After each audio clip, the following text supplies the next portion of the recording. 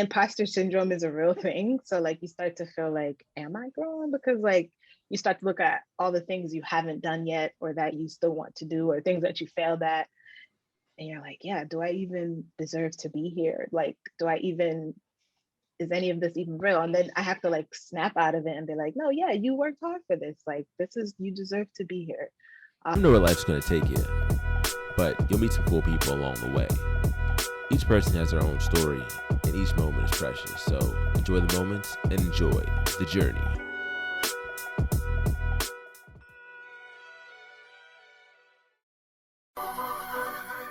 But yeah, welcome.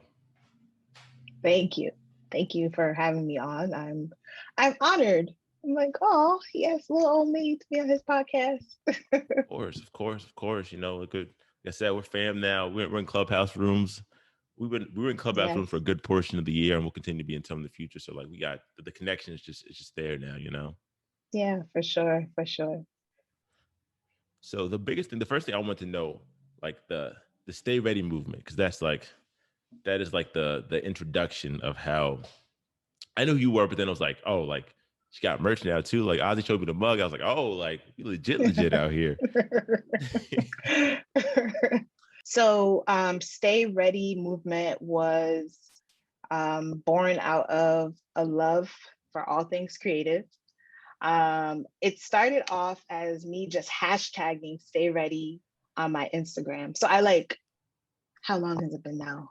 Maybe 3 years ago, I decided to revamp my Instagram from being just like random pictures of like food and places I've been and random things to curating it to focus more on my acting. I'm sorry, whatever you're drinking, the way you just drank that, it looked like it was the most delicious drink in the world.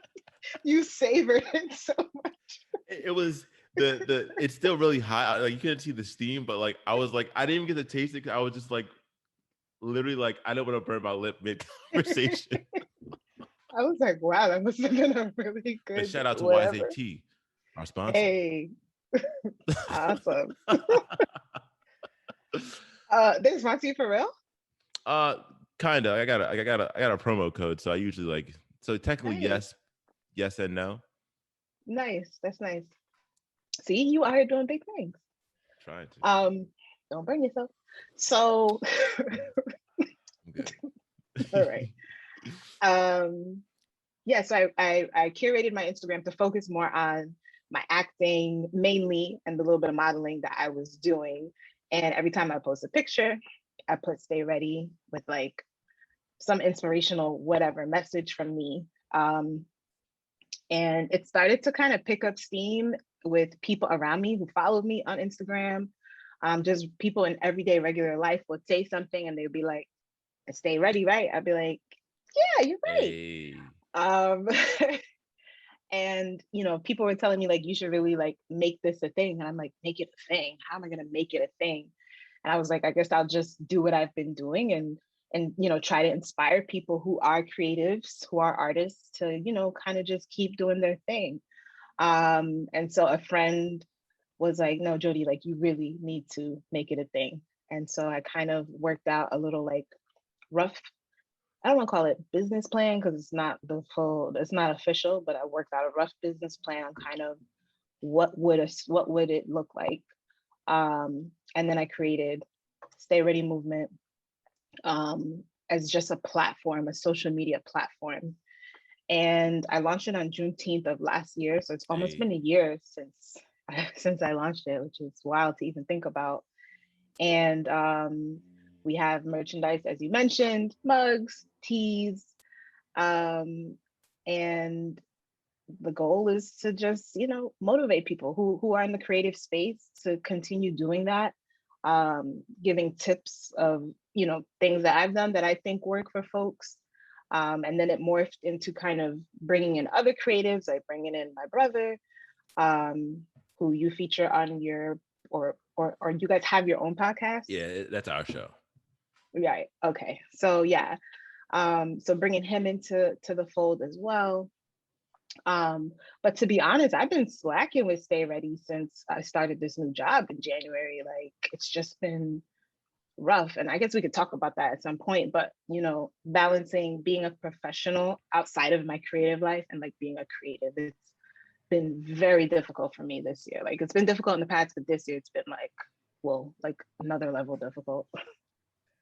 So yeah, I think what I would, the plans that I would like to see for Stay Ready is that it would move from just being like a social media platform to, now that the world is opening back up, doing more in-person events. I really want to collaborate. I'm a people person by nature. I'm a people person in the work that I do.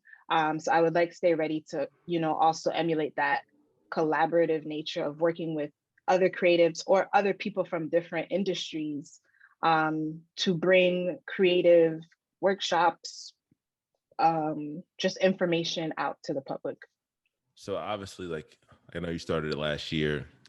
You know, you wanted to empower and inspire the creatives. You know, started off as a hashtag, kind of built up and compounded something bigger. And now you have actual physical stuff. So you took that you already went and went from inception of idea into, you know, having the actual thing. And that's the first step a lot of people don't even take. So that alone is like, you know, no matter what happened, balancing with the career and the job, that's huge.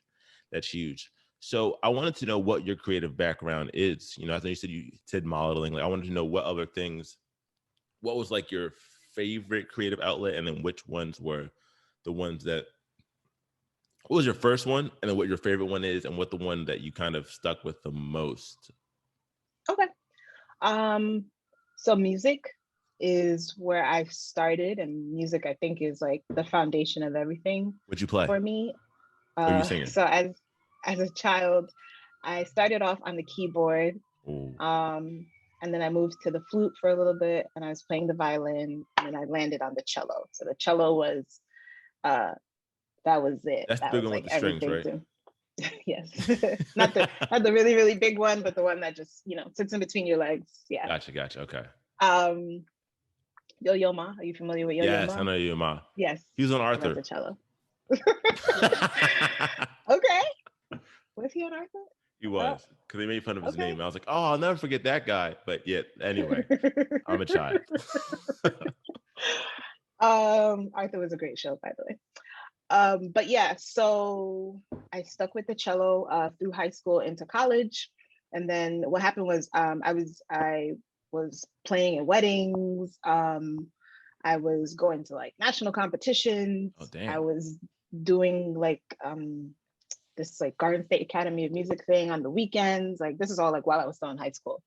And I was like, yeah, I'm gonna be a cellist. Like I'm gonna go to Juilliard and I'm gonna study music and I'm just gonna go play the cello all over the world for the rest of my life. Like that's what I imagined life was going to be. That's how much I loved it. That's how much, you know, music was a part of me. And then reality kind of kicked in. I was like, yeah, no, I'm not gonna do that. I'm not gonna play cello all over the world. You know, I was able to bring my cello that I had in high school, which belonged to the school. My high school instructor allowed me to take it with me to college. So I had it for like a couple of years, and then she was like, yeah, I'm gonna need that back. So I had to bring it back. And that's when I stopped playing up until I got a cello this year. So I posted something of me like randomly playing something a few years ago. Like I was in a Sam Ash and I just like had somebody record me playing like something. And I reposted that. This video is like at least 7 years old, maybe more. And somebody contacted me and they were like, I didn't know you play cello. I was like, yeah. She was like, my daughter has a cello sitting around that she hasn't used in forever. Like, do you want it? I was like, yes. So I got a free cello, which is amazing because if you know, like cellos can cost as much as like Bugatti. So it was great. It's not a Bugatti level cello, but still, it's still free. That's a big deal right there. Yeah. And so it was great to just have it. I'm like, I keep looking at it, but it was great to just get it, you know, back into my hands and just feel that like, oh, it's, I don't know how to describe it, but I guess when you have that thing that you really love and you haven't been able to do it for a while and it comes back to you, it's just like this feeling of like being home. And again, because at the same time I started this new job, the demands of the job have pulled me away from it. But I do want to, be more intentional about getting back to it. So the cello and music is like where it all started. That's where like my performing side started. At the same time, I was also always active in church, and I always like was in skits and plays and things like that, like church skits and plays. Again, got away from that throughout adulthood until. What was your favorite play you were in? It was a play where I played a lawyer. Oh shit! And for a time, I wanted to be a lawyer because of that. I was like probably like 14 or 15 playing a lawyer, but I don't know. I just really enjoyed that role, and people felt like I emoted and I did well with it, and I was like, oh, this is cool. I never in my mind ever imagined like being a famous actress or actor. I still don't. That is not something that I personally desire to have. But yeah, so it was always something that like I really liked doing, and had stopped doing it until I moved down here 6 years ago, and I joined the church where I'm at now, and they have like an amazing drama ministry, like productions. And I was like, oh my God, I want to be a part of that. And so then that's when I started getting back into it. And then one of my friends who we started in the ministry together, she started doing stuff outside of church. And she was doing other plays. She was like, oh, you should audition for this. You should do that. And I started doing that. And then that's when I started to like get exposed to other things. And I was like, oh, this is kind of cool. So like, in addition to doing stuff at church, I was in plays outside of church, theater. I also did some like background work for various shows. I have been able to do modeling. So then that opened up the modeling again. Again, this was something I did as a kid. Again, like low level, not like professional. And then also in college, I used to do fashion shows. And so fashion shows like, too? Yeah. Oh shit. So it's just like everything is coming back full circle right now in adulthood, which I think is another message that I would like to put out with Stay Ready movement, because I feel like so often we feel like these things need to happen at like by this certain age or like at this certain time. And while there are some things where, yeah, you kind of could be expired after a certain age, I think that like truly, truly following your passion, I feel like it's going to come back. It's going to come back to you. It doesn't matter how old you are. I think you just gotta like, don't let that fire burn out of you. And that's something that I never did for music. Like I always like knew, like, even though it was dim, I always knew like, I'm gonna get back to it one of these days. Like I'm gonna get back to it. And so now I still act, currently working on a part for a theater production in New York. I'm not sure exactly when we'll be able to perform that. We'll see. I also had a lead role in another theater production last year that unfortunately was canceled due to COVID. It was rescheduled for next year, so April of 2022. Nice. And I still audition for things. I still do, all these different things, and the modeling here and there. It's fun. I like to do it, but I think really my heart is like in the acting. Oh, I love to hear it. Who's one of your favorite actors? Or maybe favorite role model actor. Who do you like? If you had to pick it, not if you had to pick an actor to be like, this is like the person I kind of enjoy. Like, that's the kind of energy I want to bring. When you look at them, you're like, for the craft kind of person. Yeah. So it's between Viola Davis, Meryl Streep, and Viola, Meryl Streep, and it's four of them: Viola, Meryl Streep, Leonardo DiCaprio, and Denzel. And those are people to me who have like reached like every time I feel like they gave a great performance, there's always like another movie that comes out where they're just great. Like they don't do crappy movies in general. Like you can't name like a corny Denzel movie. Like you can't name a corny Leonardo DiCaprio. Like they put out good work. And that's something that I pride myself on, is like having that type of integrity in that whatever it is I'm doing, whether it's my professional work or whether it's my creative work, is that I'm putting out work that is quality. Because like that's all you have is your name when you're creative. So you want to make sure that you're, you know, doing things to the best of your ability. Absolutely, your name is 100% everything, and no matter what field you're in, you how you present yourself, your reputation is just who you are, you know. And certain people have Yep. definitely done a great job of keeping that consistency of raising the bar each time they go up. So I think that's super huge. Yeah. So with the balancing now between the new job that you had in January, you said, right? Hmm. Between balancing the new job now and then like trying to mix back in, stay ready. Like, what's that process like for you? What's your thought process like?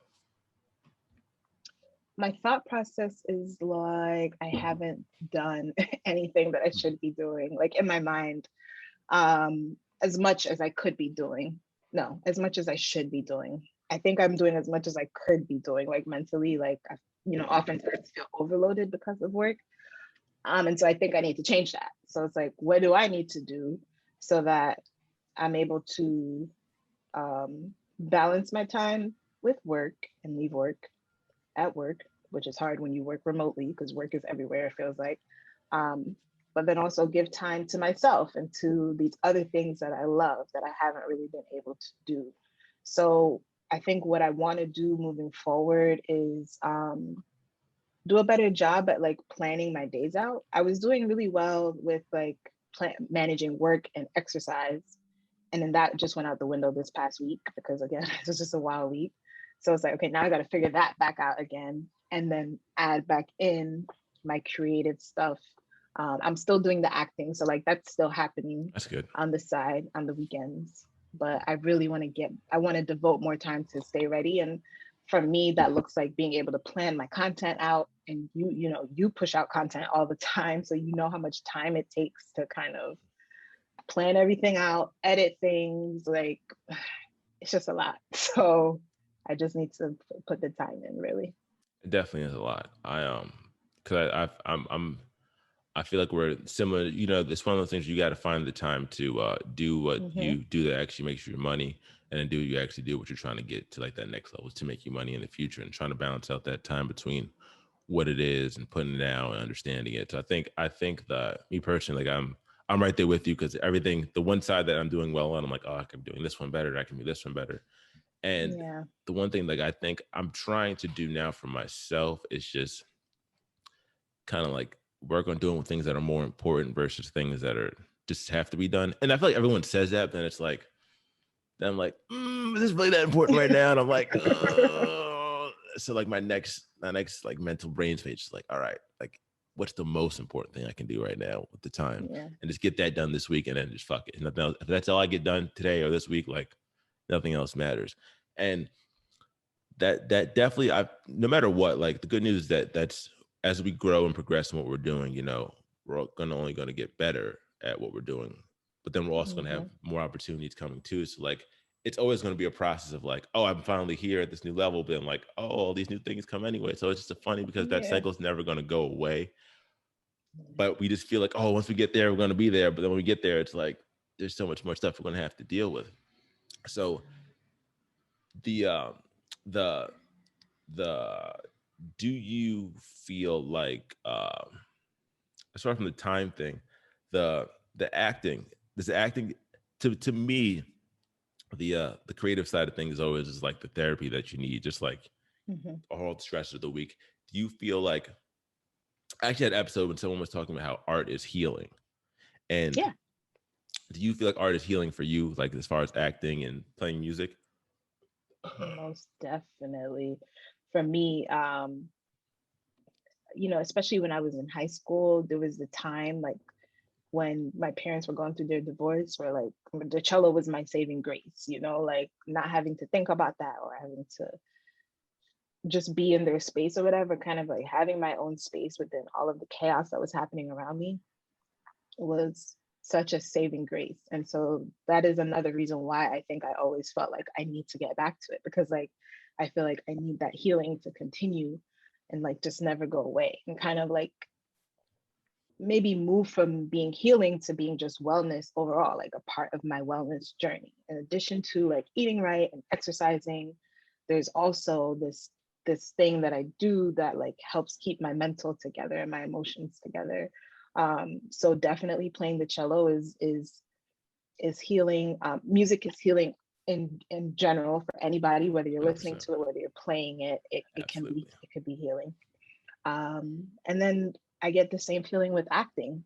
And I love theater because again, I'm a people person, so I'm feeding off of like this live energy. And this is not to like downplay, recording, what's the word I'm looking for? I know what you Like mean, like movies or movie actors, anything yeah, like yeah, yeah, that. or TV Right. or recorded Yes. actors, or whatever the TV term or is. film. Right.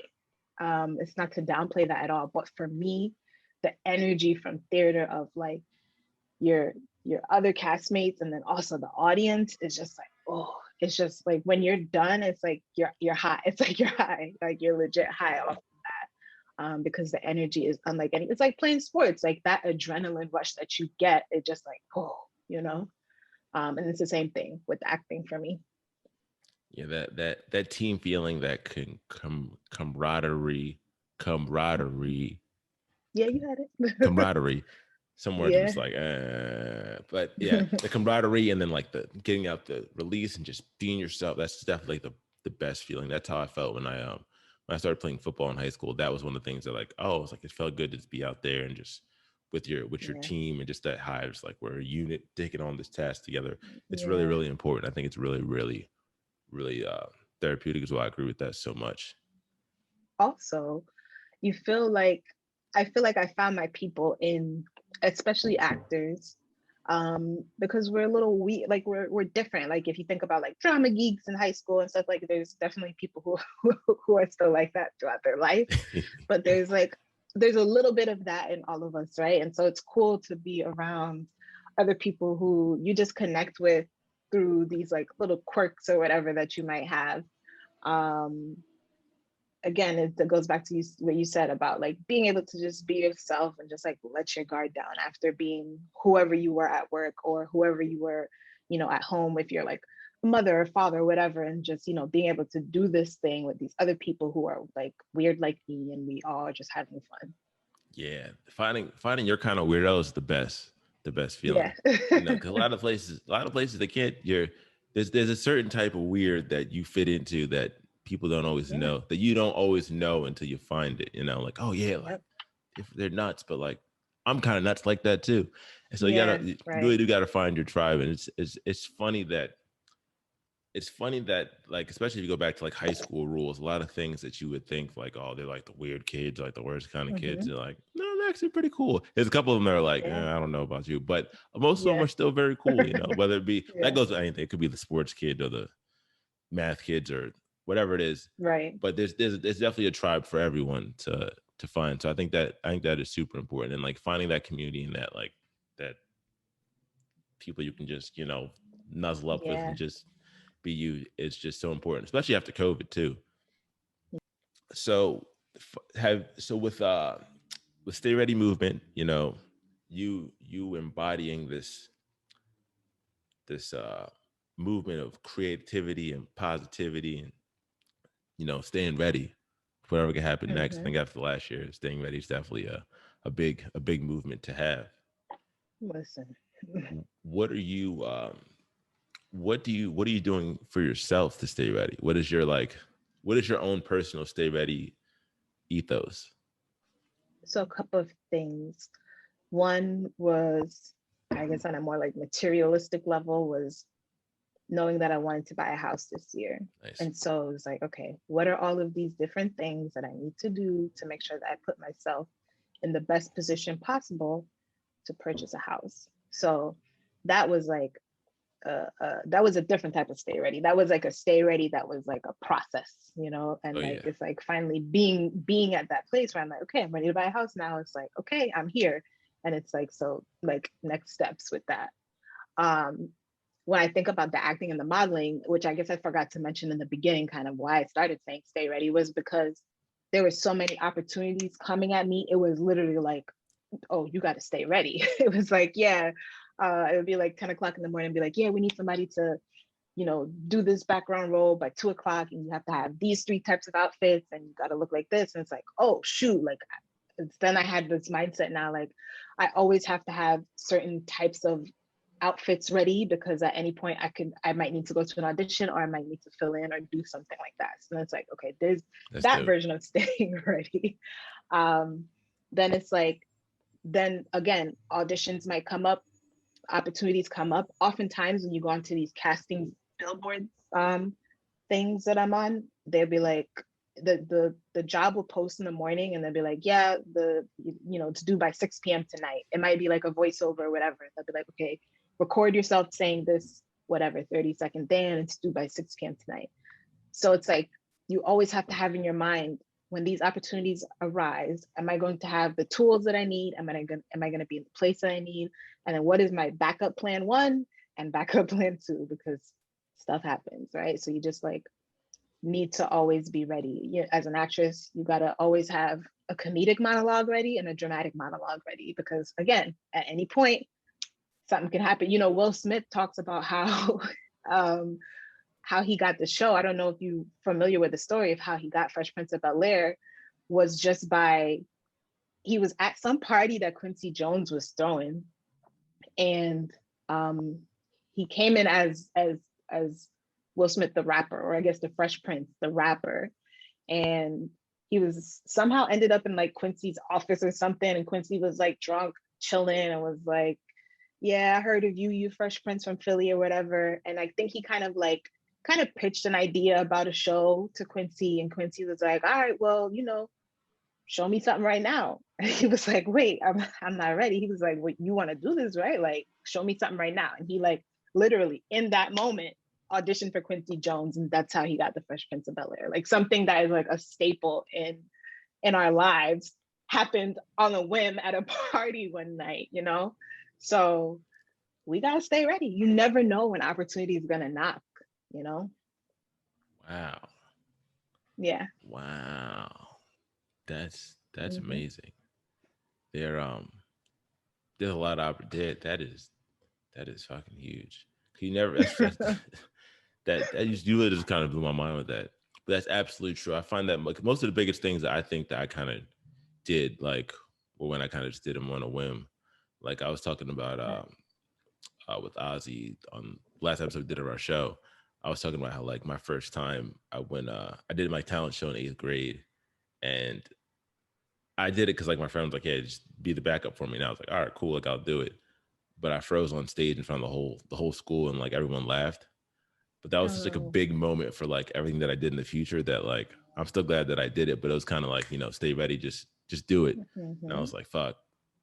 But it ended up working out in the long term though. So it's Right. it's crazy that those little moments of just like, well, those little pockets of opportunity show up. If you just, jump Yeah. into the pool, it'll be all right.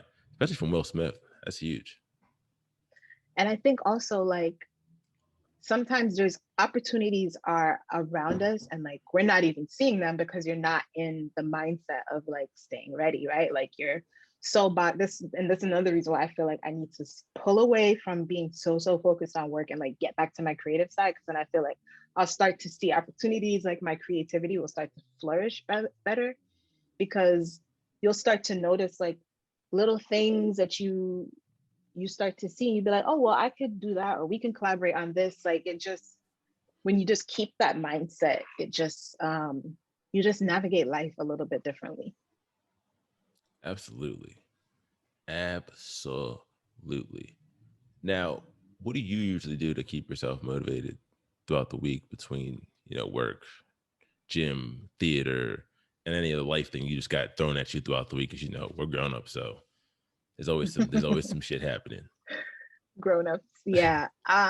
There's some days where I'm like, yo, I'm really grown up, because like, it's weird when you're grown, because you um imposter syndrome is a real thing. So like you start to feel like, am I growing? Because like you start to look at all the things you haven't done yet, or that you still want to do, or things that you failed at, and you're like, yeah, do I even deserve to be here? Like, is any of this even real? And then I have to like snap out of it and be like, no, yeah, you worked hard for this. Like, you deserve to be here.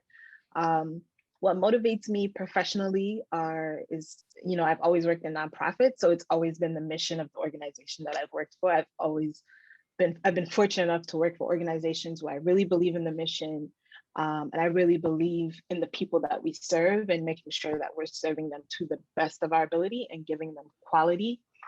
And now, as you know, being a leader in a nonprofit, I'm able to, I'm challenged with the opportunity to, you know, pull on the heartstrings and seeing that side, but also the business side of things, which prior to this role, I wasn't too privy to, at least not in this way, especially working with a larger nonprofit.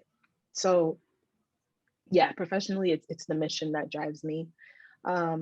Personally, I think it's a somewhat newfound care for like my wellness and my emotional well-being and my physical well-being.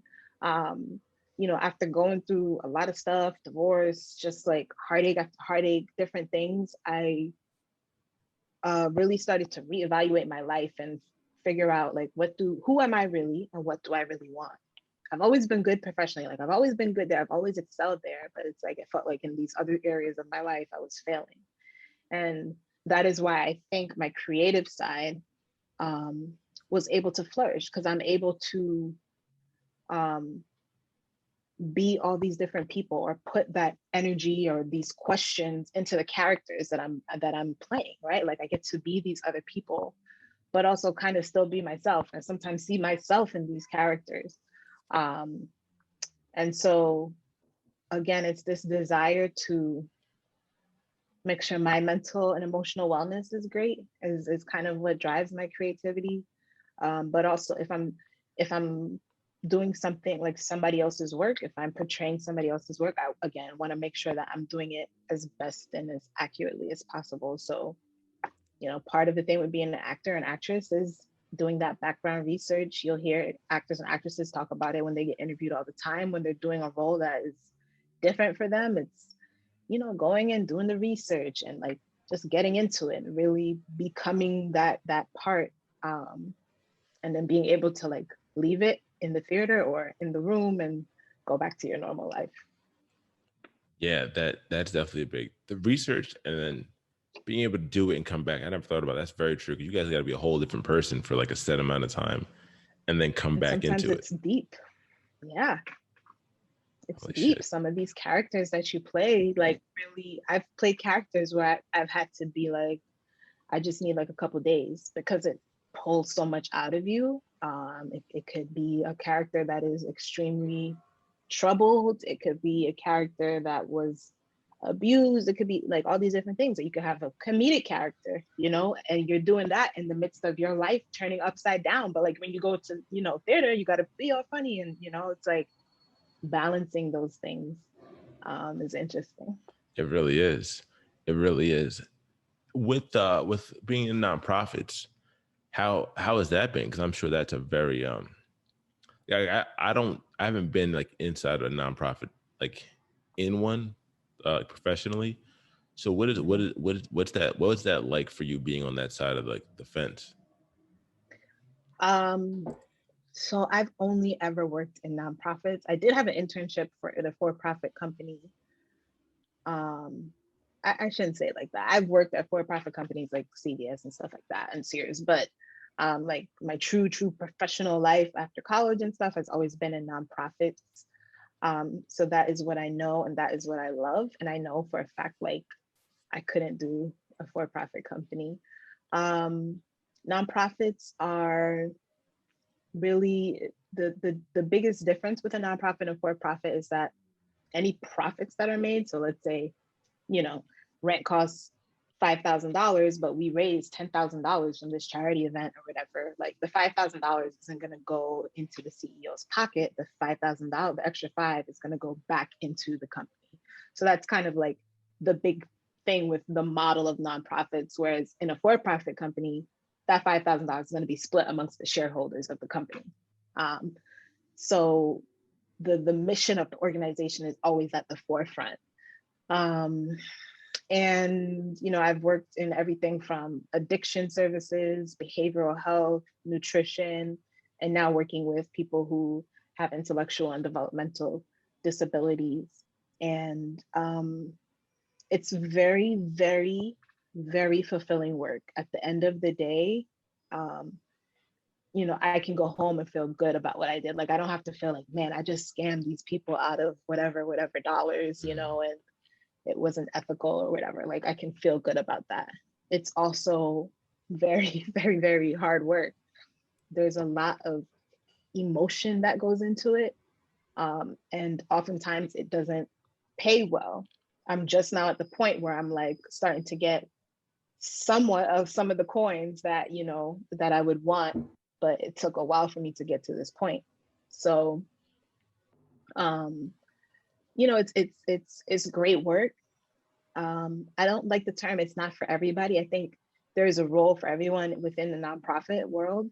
It's just finding like what that is for you and finding the right nonprofit. That's good to know.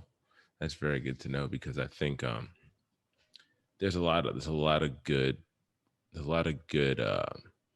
just like wholesomeness of nonprofits, because there's so much, like the money's not the main objective, and then usually people that work that don't typically make that much money, from my understanding. So you just kind of verified that to me. So you're really kind of in it for the love of the love and the grind of what you're actually doing.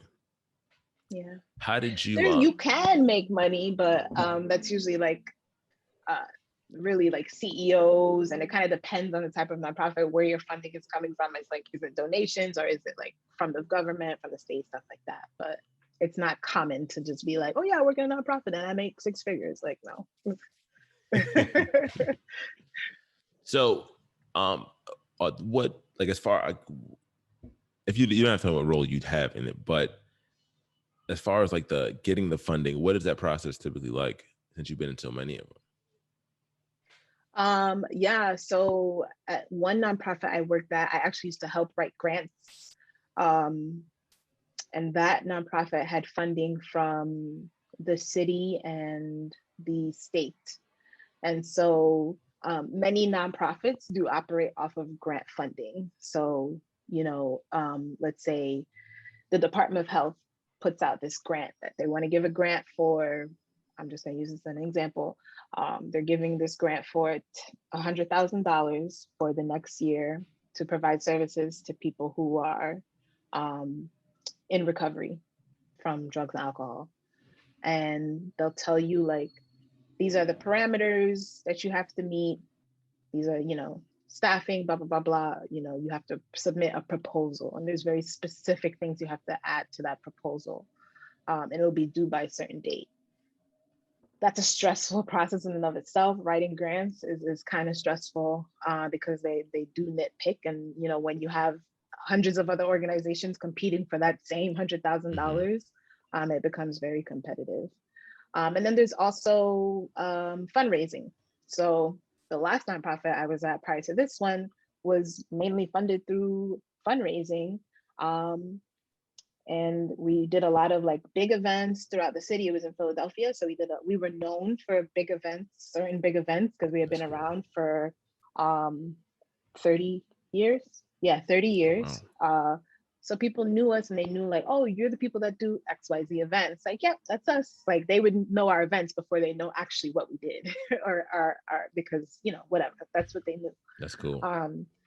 And so then, when you get money through fundraising, it's a lot different, because it's not like all these parameters that the government is telling you have to do this, blah, blah, blah, blah. It's a little bit different. You have a little bit more freedom with being creative and how you like serve your consumers and what you decide to do.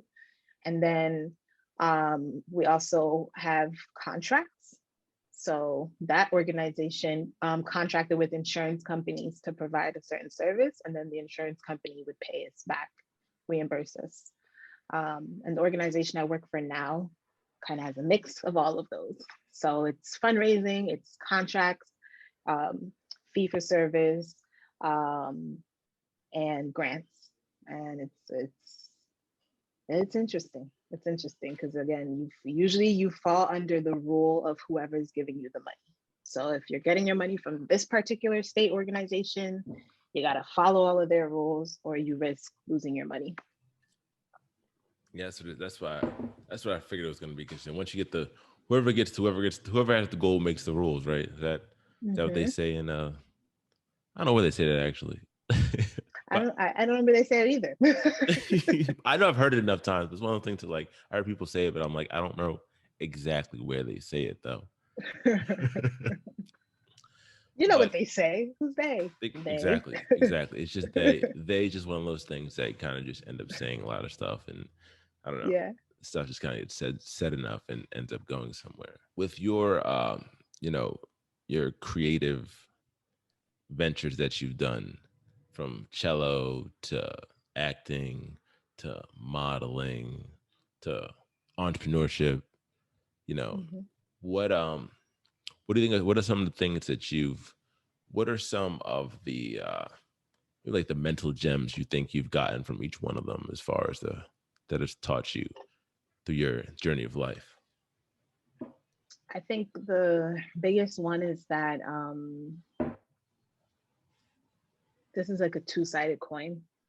One, I would say from the cello, even the modeling, because modeling is very painful. And I think it's portrayed so often as a very glamorous lifestyle, but especially when you do like runway and things like that, it's not that glamorous. Like Really? backstage at these fashion shows is wild.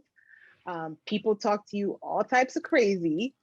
It's just, usually you're stuffing yourself into, these just things that you probably wouldn't ever actually wear. It's just like it's a different kind of lifestyle. But I would say something I've learned from all of it is that there is reward in the pain. And I you can relate this back even to athletes. As you are building your muscles, you feel that lactic acid going, and like you're in so much pain, but you know that that's because my muscles are building up. Same thing when I was playing the cello, first started playing the cello, like all of my fingers were blistered because you're pushing down on that string. You're not used to pushing down on this metal string and doing all these different things all the time, and your fingers blister. Like, it's real life. So you just walk around with these blisters on your finger until they like harden up, and then your fingers, like, you've built that up. There's reward in the pain. And then also that consistency is key, which is why I'm like disappointed that I haven't been more consistent with Stay Ready. But in all of this, you have to stay ready. You have to keep working at it. It's not just, there might be like some talent involved, like you might just be naturally a good speaker, or naturally a great talent, and you naturally have a long neck and you can model. Like, there's some things that come naturally, but you still have to work at it. It's never just like, oh yeah, I just like put out this song and that's it, and like you never work at it again. Like, when I look at I'll use Beyonce as an example. And Beyonce puts in, like, I don't care if you don't like her or not as an artist, she puts in work, right? Like, the performances she gives us are so top notch because she's put in the work, you know? So I think for me, it's just knowing, like, whatever pain I'm feeling, whatever uncomfortable thing I'm in right now, it's going to be worth it in the end, because the end result is going to be beautiful. Beautiful. I love it. I love it. I think I really agree with that point of like you gotta start to love the pain, because even like with that's something I say a lot, through training people in fitness, is that being able to take that because it's gonna suck along the way, but if you know what it feels like at the end, you know you're going through it, like that little, like you go through your schooling and you get to the graduation at the end, your little birthday party to celebrate everything. And as long as you know that like that end is coming, you'll be able to do it.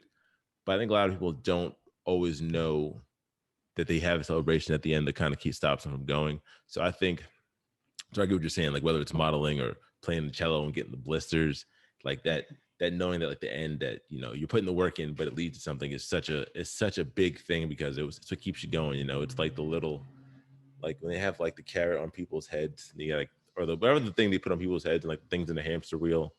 I have like my brain is like 100% cartoon sometimes. So, but having that little that carrot in front of you to get you to keep going, I think is super important to keep it growing. So I love what you're saying.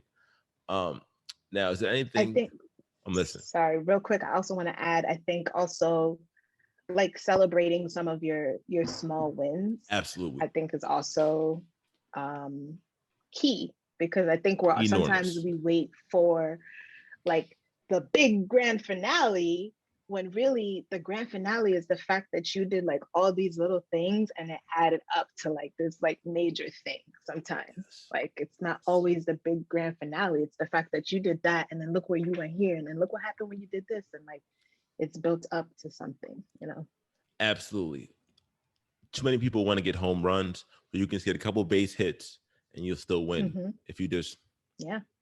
So I think the small wins are, I think the small ones are actually more important than the big ones, just because there's Sometimes, so many yeah. more of them, and the second you stop caring about them, you end up like, you won't even get to the big one if you stop worrying about the small ones, because the small ones are so important.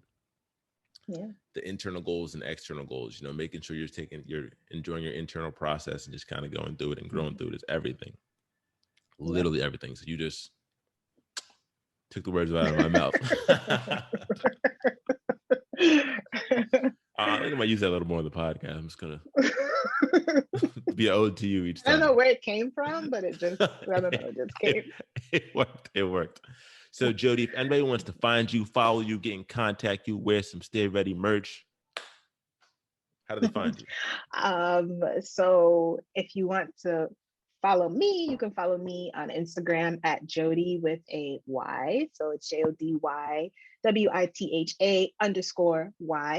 And then for Stay Ready Movement, you follow me at Stay Ready Movement on Instagram, Facebook, and our website is www.stayreadymovement.com. Yeah. So guys, definitely give Jody a follow. Follow Stay Ready. Buy a mug, hat, t-shirt, bubble gum. I don't know if they have bubble gum, but buy some stuff to support. But we have all of the above. But Jody, thank you so much for being on the show. Guys, thanks for listening. Thank you. Take care.